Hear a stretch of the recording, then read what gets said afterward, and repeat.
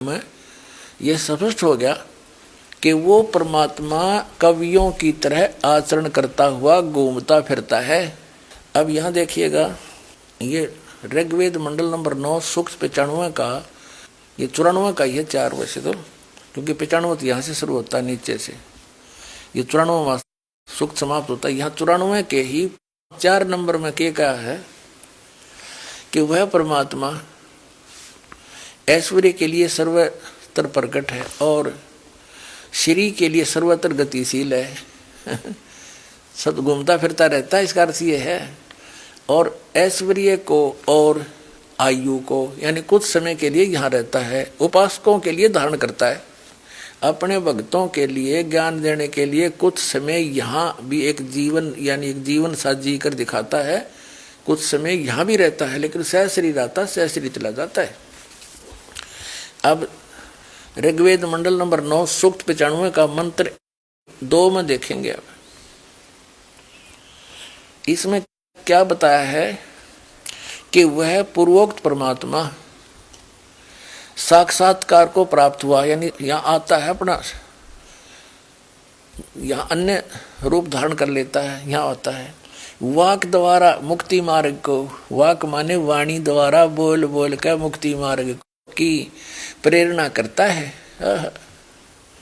जैसे कि नौका के पार लगाने के समय में नाविक प्रेरणा करता है और सब देवों का देव, सब भगवानों का भगवान, गुहानी माने गुप्त, नामा आविष्करोति, देख संज्ञा को प्रकट करता है। ये गुप्त नाम प्रकट करता है, गुप्त नाम बताता जो असली भक्ति का है। वाणी रूपी यज्ञ के लिए, यानी कहने का भाव ये है कि वो परमात्मा एक गुप्त नाम भी प्रकट करता है। कबीर साहब कहते हैं, सो हम शब्द हम जग में लाए, सार शब्द हम गुप्त छपाए। ये सो हम शब्द गुप्त नाम है, यो मैंने प्रकट किया यहाँ पर लाके। यही वेद बताते हैं कि वो परमात्मा गुप्त नामों को प्रकट करता है। सार नाम भी वो गुप्त रखता है, इस दास को दिया ही प्रकट करेंगे हम, और सारे विश्व में तैल का माचेगा, सब कल्याण होगा सबका, और सब विश्व पार हो जाएगा, सतलोक चलेंगे जहाँ कोई दुख नहीं। प्रमाणित कर दिया कि परमात्मा सह शरीर है, एक स्थान पर रहता है, सतलोक में रहता है, वहाँ से चल कर आता है, यहाँ कवियों की तरह आचरण करता है और श्रेष्ठ आत्माओं को मिलता है। और वो पूर्ण परमात्मा है, उपदेश करने के लिए आता है। वो सह शरीर, उसका नाम कबीर है, और वो है जो धानक रूप रहा करतार। अनंत कोट ब्रह्मांड का एक रति निभार, सतगुरु पुरुष कबीर हैं ये कुल के सृजनहार। जिन महापुरुषों ने परमात्मा को पाया उनमें से आदरणीय गरीबदास साहिब जी गांव छुरानी जिला झज्जर वाले कहते हैं, हम सुल्तानी नानक तारे, दादू को उपदेश दिया, जात दुलाहा भेद नहीं पाया, काशी माए कबीर हुआ।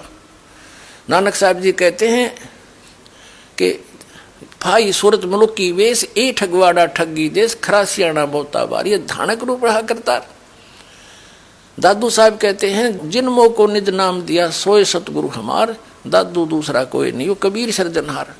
स्वामी रामानंद जी को जब परमात्मा मिले, सतलोक ले गए, वापस छोड़ा, तब उन्होंने कहा था, दोहू ठौर है एक तू, भया एक से दो, रामानंद के हम कारणे तुम आए हो मगजो, यानी सफर करके आए हो, वहां से चल कर आए हो। बोलत रामानंद जी सुनो कबीर करतार, कह रामानंद सब रूप में तू ही बोलनहार, तो सब रूप का तू ही सृजनहार, सबका तू ही मालिक है। तो who is God? Kabir is God. वो परमात्मा सह शरीर है, वही काशी में जो कवियों की तरह आचरण किया करता था, वो परमात्मा ही है, वो परम अक्षर ब्रह्म है, पूर्ण परमात्मा है, वो गुप्त है।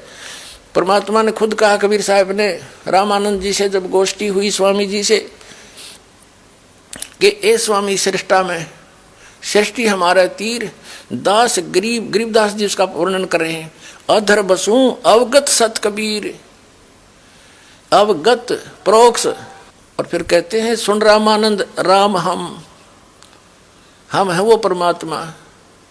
तो कहने का भाव ये है कि महर्षि दयानंद जी ने